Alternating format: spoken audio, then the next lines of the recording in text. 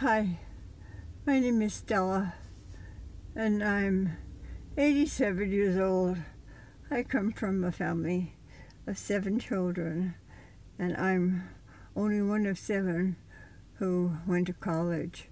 I received my RN degree in 1952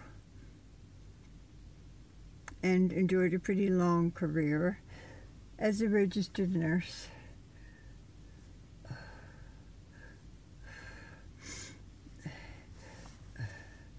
So I've had a good life, but the last 4+ years have been horrible for us, personally and financially. It's kind of like a dark night and the day is long gone. I lost my husband in 1999 and my youngest son in 2012. Last year, my only living son and myself loaned $75,000 to a recreational marijuana grower and his affiliates. We made this cash loan to a man named Philip Lindsay and 3 LLCs, joint ventures, farm investment properties, and free dobby.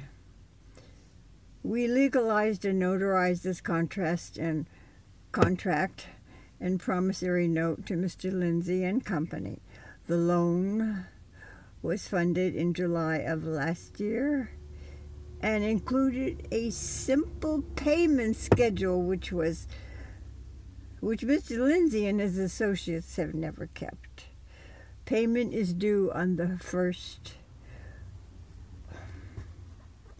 of the month, with the 4 months having 2,500 payments, 4 with 5,000, and the last 4 months we are scheduled to receive 7,500 monthly. Today is September the 3rd, 2017, and we have been paid a total of $700, way short of $7,500. There is also a balloon payment of $20,000 due in December. At this point, we've lost every ounce of faith that this operation isn't even financially viable, never mind getting repaid on time. In my opinion, this operation is run as a Ponzi scheme at worst, or maybe these guys are simple con men.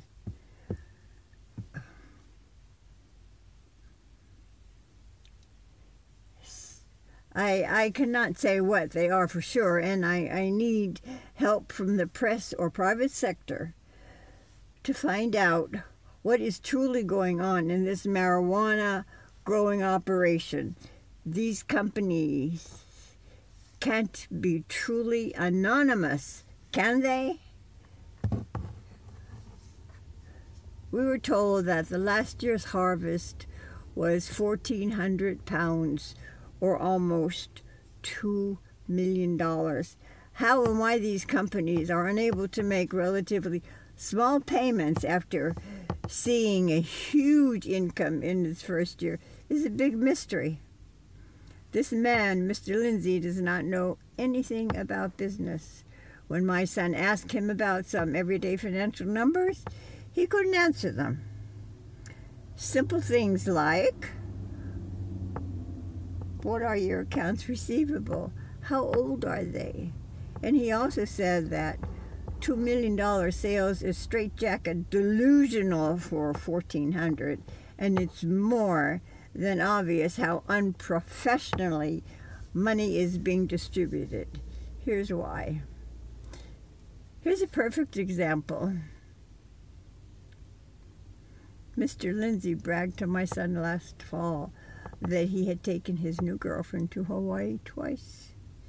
It seems crazy and irresponsible to brag about something like this when you aren't making timely and responsible payments. Don't you agree? At best, this is a slap in the face and just demonstrated how poorly run this pot farm is operated. Just a short while ago, I myself learned from Mr. Lindsay that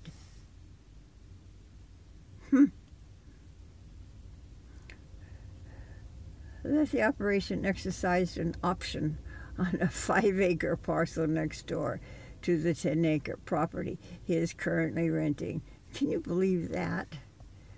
Now, how can you let a slip of the tongue like this happen and again brag when it's obvious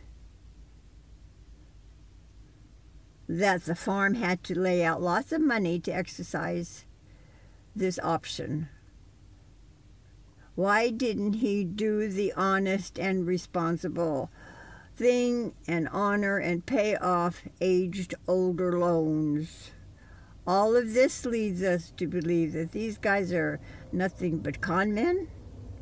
The sad thing is that if I'm wrong, these inept business people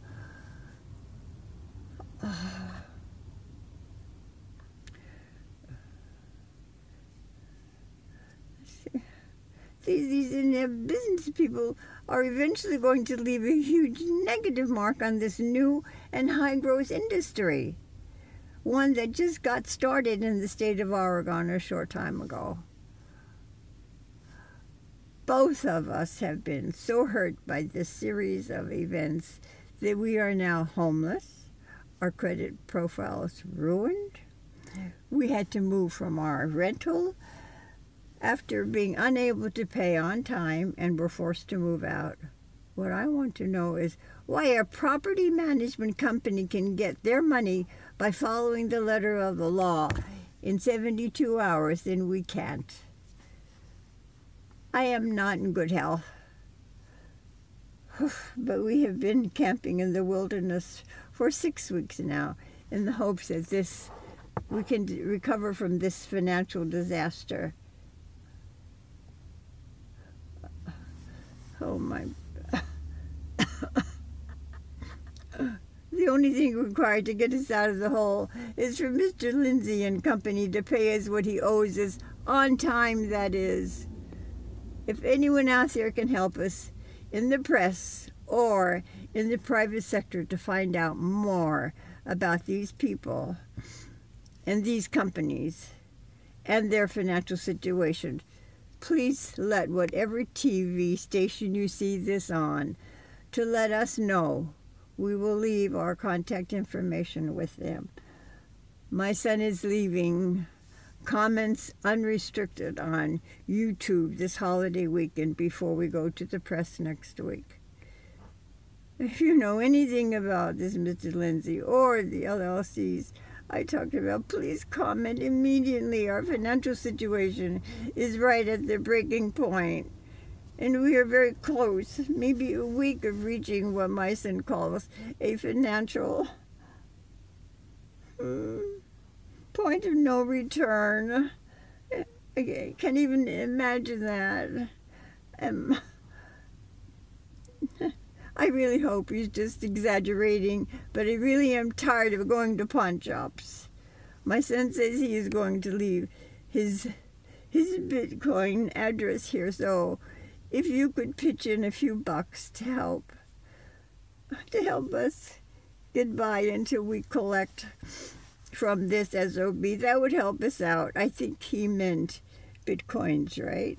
Anyway, he said the Bitcoin thing is for all of you geeks out there.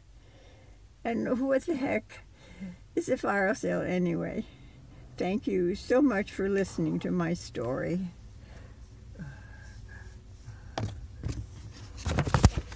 No.